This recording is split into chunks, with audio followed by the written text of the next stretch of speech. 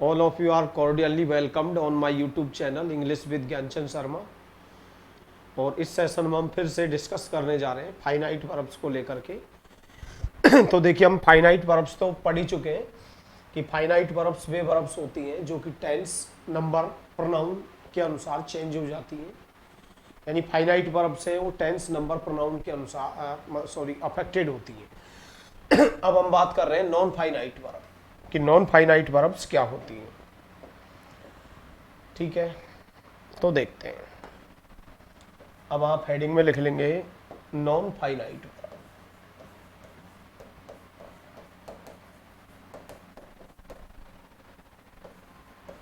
Non finite verbs. देखिए, कहने से काम नहीं चलेगा, आपको नॉन फाइनाइट वर्ब्स के बारे में आना चाहिए कि नॉन फाइनाइट वर्ब्स क्या होती है, जीरेंड क्या होती है, इन्फिनिटिव क्या होती है, पास्ट पार्टिसिपल क्या होती है, प्रेजेंट पार्टिसिपल। इवेंचुअली हमें इनको डिटेक्ट करना सीखना है। ठीक है, और तभी आपकी बेसिक इंग्लिश सही होगी। तो देखिए, पहले मैं आपको डेफिनेशन लिखवा देता हूँ हिंदी के पॉइंट ऑफ व्यू से। यदि किसी हिंदी वाक्य के अंतर्गत, यदि किसी हिंदी वाक्य के अंतर्गत मेन वर्ब के अलावा, मुख्य क्रिया के अलावा अन्य कोई वर्ब आती है, अन्य कोई वर्ब आती है,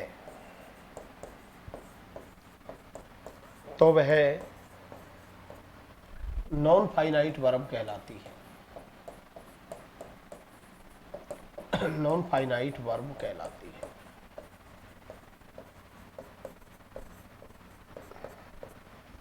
यदि किसी हिंदी वाक्य के अंतर्गत मेन वर्ब के अलावा यानी मुख्य क्रिया के अलावा अन्य कोई वर्ब आती है तो वह नॉन फाइनाइट वर्ब कहलाती है। ठीक है,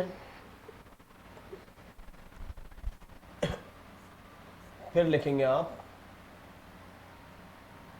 इस एक नोट डालेंगे, स्पेशल नोट।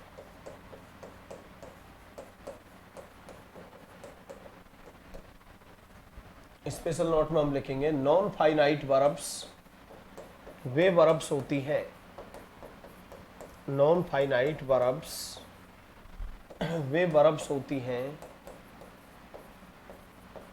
वर्ब्स होती हैं जो कि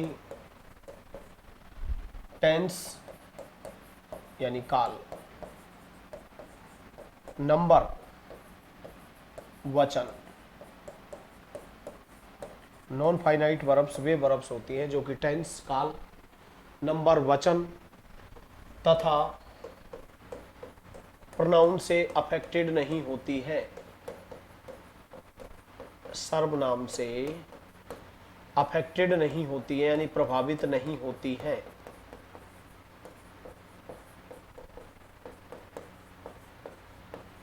तो मैंने क्या लिखवाया है कि नॉन फाइनाइट वर्ब्स वे वर्ब्स होती हैं जो कि टेंस यानी काल, नंबर, वचन तथा प्रोनाउन सर्वनाम से अफेक्टेड नहीं होती हैं। अर्थात नॉन फाइनाइट वर्ब्स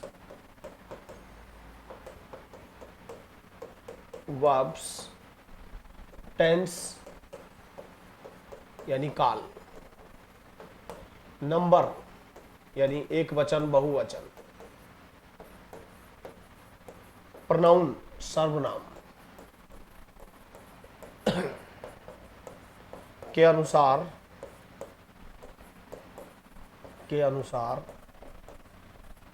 चेंज नहीं होती है, चेंज नहीं होती है। ठीक है, तो हमने पढ़ा है कि नॉन फाइनाइट वर्ब्स वे वर्ब्स होती हैं जो कि टेंस, नंबर, प्रोनाउन के अनुसार चेंज नहीं होती है। आगे हम लिखेंगे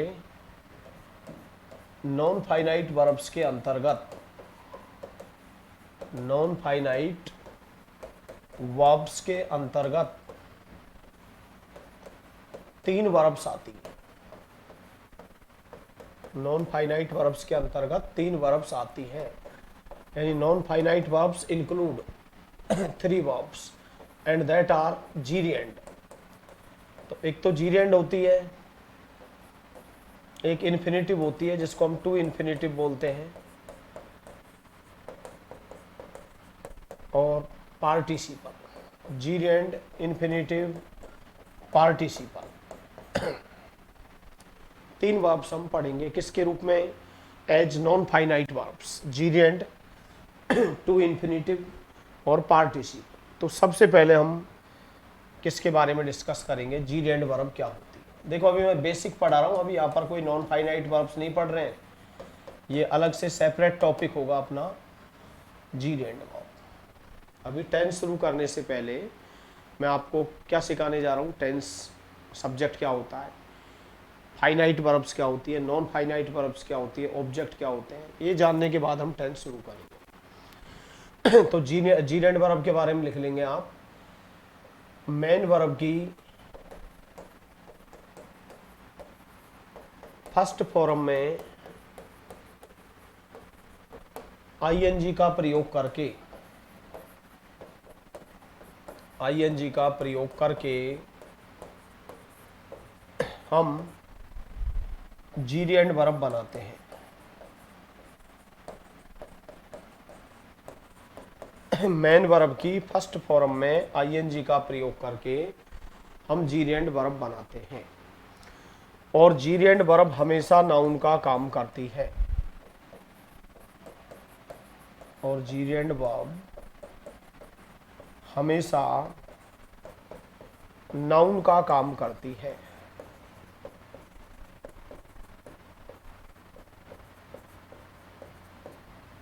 जीरेंड वर्ब हमेशा किसका काम करती है? नाउन का काम करती है। और एक जो नॉन फाइनाइट वर्ब्स होती है, चाहे जीरेंड हो, इन्फिनेटिव हो, पार्टिसिपल हो, टेंस, नंबर, प्रोनाउन से इनका कोई लेना देना नहीं होता है। ठीक है, तो मेन वर्ब की फर्स्ट फॉर्म आईएनजी का प्रयोग करके हम जीरेंड वर्ब बनाते हैं, और जीरेंड वर्ब हमेशा नाउन का काम करती है।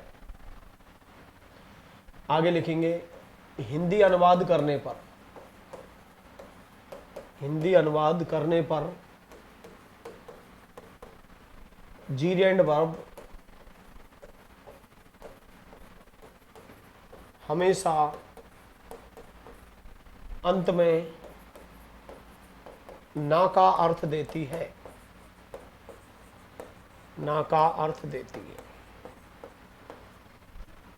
जैसे मैंने लिखा वॉक से वॉकिंग, घूमना, जीरेंड वर्ब हो गई। प्ले से प्लेइंग, खेलना। ठीक है, हिंदी अनुवाद करने पर जीरेंड वर्ब हमेशा अंत में ना का अर्थ देती है। जैसे वॉक से वॉकिंग, घूमना, प्ले से प्लेइंग, खेलना, और देखिए स्मोक से स्मोकिंग, धूम्रपान करना। रीडिंग नॉवेल्स, उपन्यास पढ़ना, उपन्यास पढ़ना। तो ये सब किसके एग्जाम्पल है? जीरेंड वर्ब के। अब मैंने लिखा जैसे एक सेंटेंस, धूम्रपान करना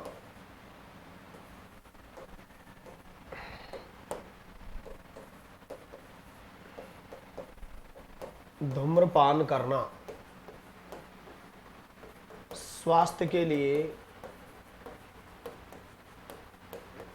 लाभदायक नहीं है, हितकारी नहीं है, लाभदायक नहीं है। मैंने कहा कि धूम्रपान करना स्वास्थ्य के लिए लाभदायक नहीं है। तो मैं इसकी इंग्लिश बना सकता हूं, क्योंकि आपको अच्छे से पता है कि जीरेंड वर्ब जो होती है वो नाउन का काम करती है, और जो सब्जेक्ट होता है वो हमेशा नाउन फ्रेज होता है, यानी सब्जेक्ट या तो नाउन होता है या सब्जेक्ट प्रोनाउन होता है। तो हम लिख सकते हैं, क्या लिखेंगे? देखिए, स्मोकिंग, धूम्रपान करना, तो ये जीरेंड वर्ब है। इज है, इज नॉट नहीं है। कंड्यूसिव, कंड्यूसिव का मतलब लाभदायक, profitable, beneficial, smoking is not conducive to health, यानी धूम्रपान करना स्वास्थ्य के लिए, ध्यान रखना है के लिए कि अंग्रेजी किससे बनेगी, टू से, क्योंकि कंड्यूसिव के बाद कौन सा प्रपोजिशन का यूज होता है, टू का। तो धूम्रपान करना स्वास्थ्य के लिए लाभदायक नहीं है। तो यहाँ जीरेंड वर्ब है, ये किसका काम है, नाउन है। और मैंने आपको पहले ही बोल दिया है कि जो हमारा सब्जेक्ट होता है वो हमेशा नाउन फ्रेज होता है, नहीं सब्जेक्ट या तो नाउन होगा या प्रोनाउन होगा। और देखिए, उपन्यास पढ़ना,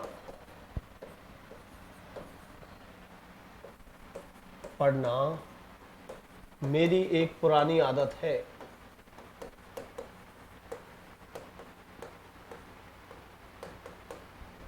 तो मैंने कहा रीडिंग नॉवेल्स।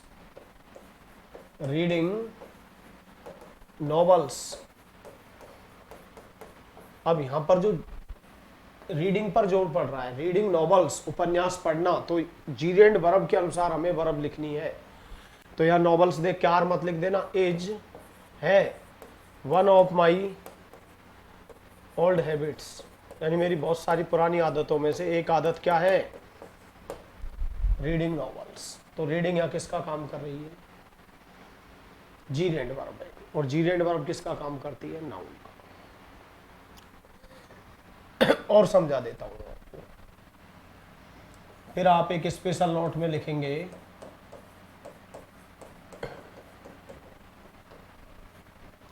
इंग्लिश में निम्नांकित वर्ब्स के बाद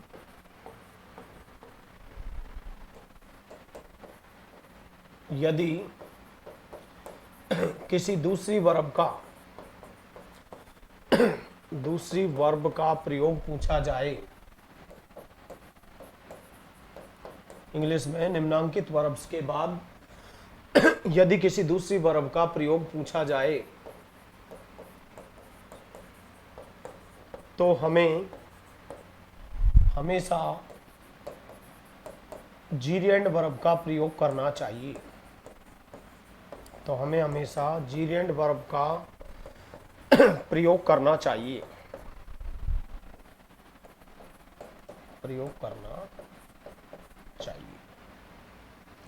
मैंने लिखवाया कि इंग्लिश में अगर निम्नांकित वर्ब्स के बाद कोई दूसरी वर्ब पूछी जाती है तो आपको हमेशा किसका यूज करना है, जीरेंड वर्ब का। तो हम एक वर्ब लिख लेते हैं फर्स्ट नंबर पे, सेकंड, थर्ड। स्टॉप, बंद कर देना, बंद करना है, बंद कर दें, ठीक है। स्टॉप के बाद हमने इसकी सेकंड फॉर्म के रूप में क्या लिख दिया, स्टॉप्ड, स्टॉप्ड। अब यदि स्टॉप के बाद किसी भी दूसरी वर्ब का आपसे प्रयोग पूछा जाता है तो आपको हमेशा जीरेंड वर्ब का यूज करना है। अब हम कुछ सेंटेंसेस लेते हैं, यहां ध्यान देंगे। मैंने कहा कि मैं विद्यालय पैदल जाना बंद कर देता हूं। मैं विद्यालय पैदल जाना बंद कर देता हूं। दूसरा सेंटेंस, वह धूम्रपान करना बंद कर देता है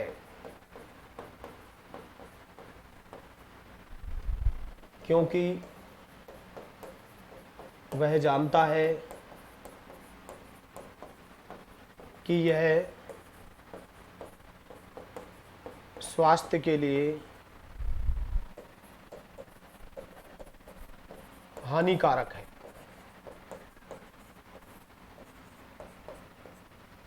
अभी और सेंटेंस देखेंगे हम।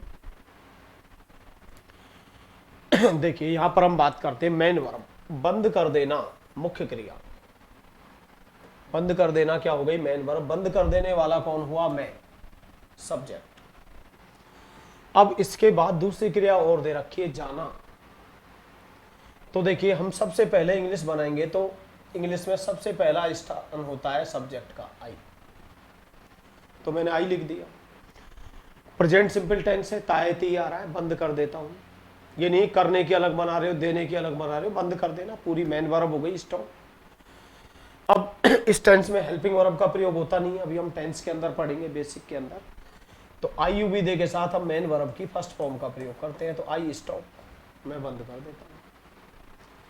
ठीक है, जो ये मुख्य क्रिया होती है ये टेंस से प्रभावित होती है, नंबर से प्रभावित होती है, प्रोनाउन से प्रभावित होती है। आई है इसलिए यहां पर स्टॉप आ रहा है। अभी मैं कहूंगा बंद कर देता है तो ही के साथ क्या लगेगा, स्टॉप्स। लेकिन इसके बाद जो दूसरी वर्ब आ रही है जाना, तो ये जाना है, ये कौन सी वर्ब है, ये जीरेंड वर्ब है। आई स्टॉप गोइंग, मैं जाना बंद कर देता हूं। क्योंकि हमें पता है स्टॉप के बाद यदि कोई दूसरी वर्ब आएगी तो हम नॉन फाइनाइट वर्ब के रूप में किसका यूज करेंगे, जीरेंड वर्ब का। तो आई स्टॉप गोइंग, एक स्थान से दूसरे स्थान को जाए, गंतव्य दिया हुआ हो तो गंतव्य क्या है, स्कूल। तो I stop going to school on foot, मैं विद्यालय पैदल जाना बंद कर देता हूं। तो ये कौन सी वर्ब हो गई, गोइंग, जीरेंड वर्ब। ठीक है, इसका टेंस से कोई लेना देना नहीं होता है। स्टॉप आएगा तब भी जीरेंड वर्ब आएगी, स्टॉप्स आएगा तब भी जीरेंड वर्ब आएगी, स्टॉप्ड आएगा तब भी जीरेंड वर्ब का यूज करेंगे। अब मैंने कहा वह धूम्रपान करना बंद कर देता है, तो पहला सेंटेंस है बंद कर देना, तो ये मेन वर्ब हो गई।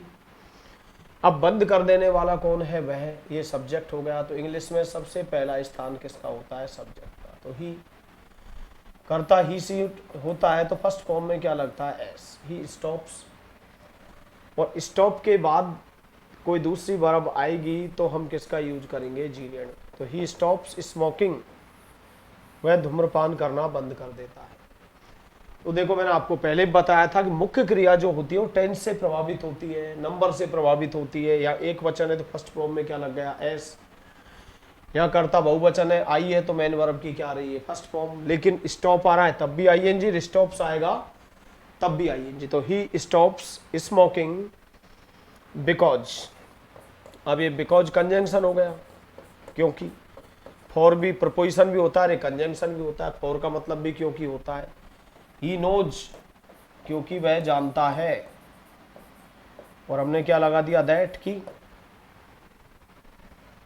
यह स्वास्थ्य के लिए। तो स्मोकिंग के लिए हमने क्या लिख दिया, इट इज मीन्स है इंजूरियस, INJURIOUS, इंजूरियस मीन्स हानिकारक। अब आप हिंदी नहीं पढ़ रहे हैं, आपको इंग्लिश के पॉइंट ऑफ व्यू से स्टडी करना है। इंजूरियस के बाद हमेशा टू प्रपोजिशन का प्रयोग होता है। तो इंजूरियस टू हेल्थ, क्योंकि यह स्वास्थ्य के लिए हानिकारक है। तो हमने देखा कि फाइनाइट वर्ब्स होती है वो टेंस से बदलती है, टेंस के अनुसार चेंज हो जाती है। स्टॉप्स आ रहा है, वहां स्टॉप आ रहा है। अब मैंने थर्ड सेंटेंस लिख दिया, और ध्यान रखना इंजूरियस के बाद हमें कौन सा प्रपोजिशन यूज करना है, ही स्टॉप्स स्मोकिंग, वह धूम्रपान करना बंद कर देता है। बिकॉज, क्योंकि। फॉर, क्योंकि। ही नोज, वह जानता है। दैट, की। इट इज, है इंजूरियस। अब इंजूरियस के बाद फिक्स्ड प्रपोजिशन होता है कि आपको टू का यूज करना है। यानी आप हिंदी अनुवाद कर रहे हो, फॉर हेल्थ लिख दिया, अगर हमने इंजूरियस के बाद फॉर लिख दिया तो ये प्रपोजिशन से रिलेटेड एरर हो जाएगी। ठीक है, अब मैंने लिखा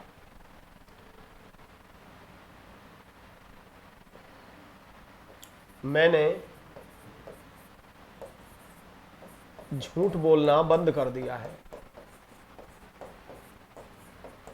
बंद कर दिया है। काम पूरा हो चुका है, कर दिया है, इसका मतलब मैं कर चुका हूं। ठीक है, तो इंग्लिश में सबसे पहला स्थान किसका होता है, सब्जेक्ट का। तो मैंने क्या लिखा, आई।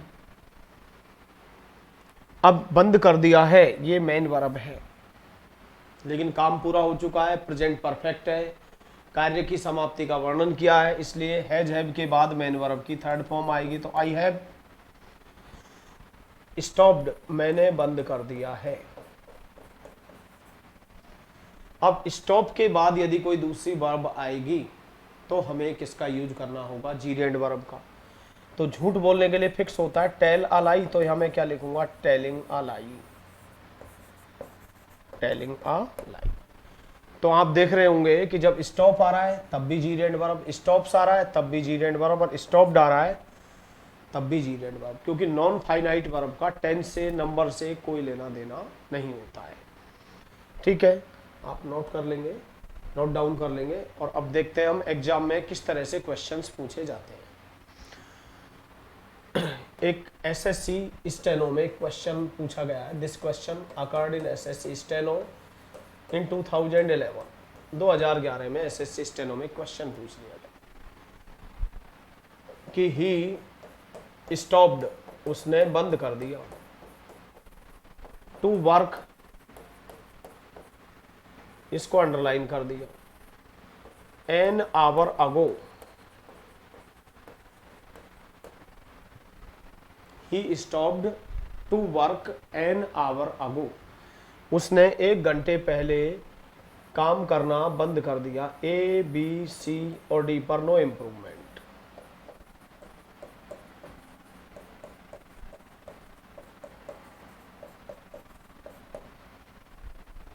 ठीक है, देखो बहुत सारे तरीके होते हैं, बात वही है। स्टॉप के बाद अगर कोई मुझसे दूसरी वर्ब पूछे तो मैं जीरेंड वर्ब लिखूंगा, स्टॉप के बाद और कोई वर्ब दे देगा तो मैं एरर फाइंड आउट कर लूंगा। अब ये नो इम्प्रूवमेंट वाले क्वेश्चंस होते हैं, यहां पर ये अंडरलाइंड है, ठीक है, या तो ये सही है या ये गलत है। अगर ये सही है तो आप कहिए कि नो इम्प्रूवमेंट, कि हमें कोई इम्प्रूव नहीं करना है। और अगर आपको लगता है कि इसमें कुछ मिस्टेक है, ग्रामेटिकल मिस्टेक है, गलत है, then you will have 3 alternatives in competitive exams and you are to select the right one. अब मैंने देखा he stopped to work an hour ago, तो देखो 1 घंटे पहले अगो आ रहा है तो यहाँ मेन वर्ब की सेकंड फॉर्म आ रही है, तो बिल्कुल सही है। लेकिन स्टॉप हो चाहे स्टॉप्स हो चाहे स्टॉप्ड हो, उसके बाद अगर कोई दूसरी वर्ब आएगी, अब उसमें एक ऑप्शन में दे दिया टू हैव वर्कड, ठीक है, एक में वर्कड दे दिया और एक में वर्किंग, तो करेक्ट आंसर क्या हो जाएगा, वर्किंग, क्योंकि स्टॉप के बाद कोई दूसरी वर्ब आएगी तो हमेशा जीरेंड वर्ब का यूज करना है। तो ये लिख लें आप।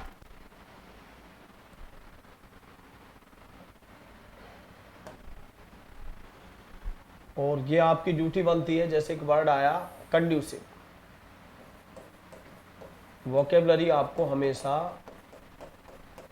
याद करनी है। कंड्यूसिव टू, लाभदायक, यानी एक तरह से ल्यूक्रेटिव या बेनिफिशियल, यूज बेनिफिशियल के बाद भी क्या आता है, टू, लाभदायक, स्वास्थ्यप्रद। और इंजूरियस, इंजूरियस का अर्थ होता है हानिकारक, और इंजूरियस के बाद हम कौन सा प्रपोजिशन यूज करेंगे, टू। बाकी का कल जो नेक्स्ट सेशन होगा उसमें हम इन वर्ड्स के बारे में डिटेल में डिस्कस करेंगे। तो thanks all of you for watching and supporting my YouTube channel constantly.